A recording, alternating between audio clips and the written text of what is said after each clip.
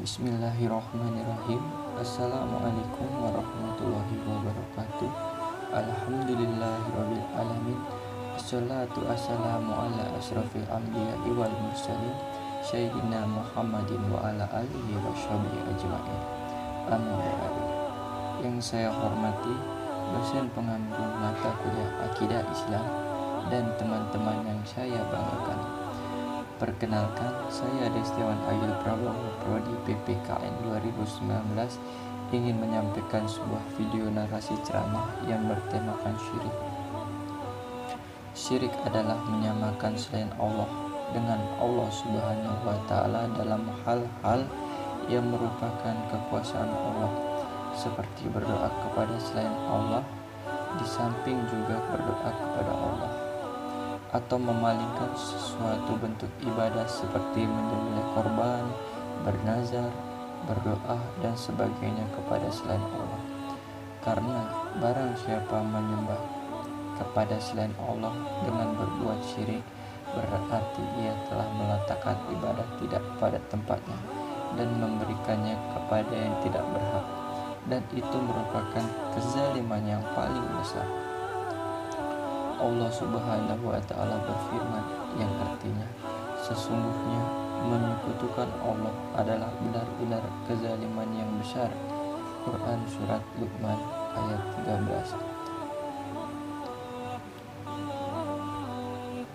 Allah tidak mengampuni dosa pelaku syirik dan akan dihapuskan darinya amalan-amalannya. Imam Ibnul Qayyim rahimahullah membagi syirik menjadi dua macam, yaitu syirik akbar dan syirik asghar, yaitu syirik kecil. Syirik akbar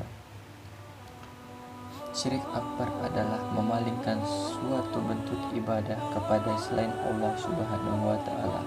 Di antara bentuk syirik akbar adalah syirik dalam berdoa, yaitu di samping berdoa kepada Allah Subhanahu wa Ta'ala, ia juga berdoa kepada selainnya. Allah Subhanahu wa Ta'ala berfirman yang artinya, maka apabila mereka naik kapal, mereka berdoa kepada Allah dengan memurnikan ketaatannya kepadanya, maka katakanlah Allah menyelamatkan mereka sampai ke darat. Tiba-tiba mereka kembali mempersatukan Allah. Quran Surat Al-Ankabut ayat 65. Syekh Muhammad bin Abdul Wahab rahimahullah mengatakan dalam kitab Al-Qawaid Al-Arba'ah bahwasanya kaum musyrikin di zaman kita lebih parah kemusyrikannya daripada kaum musyrikin zaman dahulu, sebab kaum musyrikin zaman dahulu itu berbuat syirik dalam keadaan lapang dan berbuat ikhlas memurnikan tauhid dalam keadaan terjepit. Sedangkan kaum musyrikin zaman kita sekarang ini tetap saja selalu berbuat kemusyrikan dalam keadaan lapang maupun susah. Ada hal yang membudaya bahkan dianggap peribadatan yang sangat afdal adalah bahwa pada bulan-bulan atau hari-hari tertentu, misalnya menjelang Ramadan, sebelum atau sesudah Id, atau bulan-bulan hari-hari lain, banyak orang-orang Islam berbondong-bondong dari berbagai tempat ke kuburan para syekh, kiai, orang-orang soleh, atau yang dianggap oleh mereka untuk berziarah.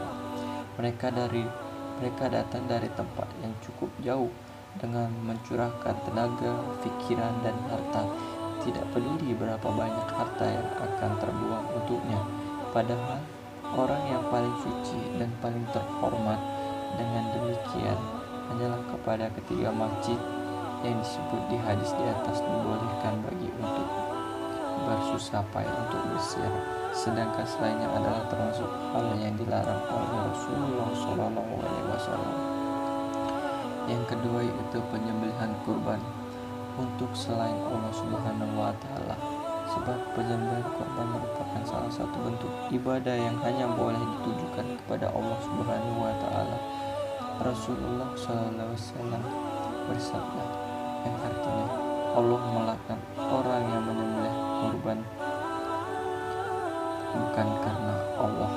Siapa saja yang menyembelih untuk para wali, berhala, atau jin berarti telah keluar dari Islam dan beralih memasuki wilayah kekufuran dan kesesatan disebabkan ia telah memalingkan ibadah kepada selain Allah Subhanahu wa taala.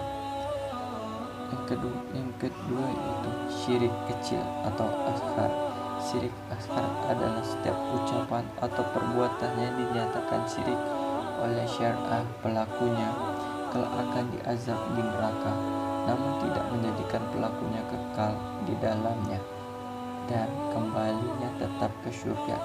Akan tetapi ia mengurangi tauhid dan merupakan wasilah atau perantara kepada syirik besar, hingga wajib diwaspadai. Di antara jenis syirik kecil adalah bersumpah kepada Allah dengan tidak bermaksud mengagungkannya, namun jika bertujuan mengagungkannya, maka hal itu berubah menjadi syirik besar, seperti perkataan demi Rasulullah atau demi Ka'bah dan lain sebagainya. Rasulullah Shallallahu Alaihi Wasallam bersabda, yang artinya barang siapa bersumpah dengan selain Allah, maka ia telah kafir atau syirik. Hadis riwayat Ahmad, Abu Daud, dan At-Tirmidzi. Sekian ceramah atau video narasi yang bisa saya berikan. Ada kurangnya saya mohon maaf kepada Allah dan kepada teman-teman semua. Saya akhiri. Assalamualaikum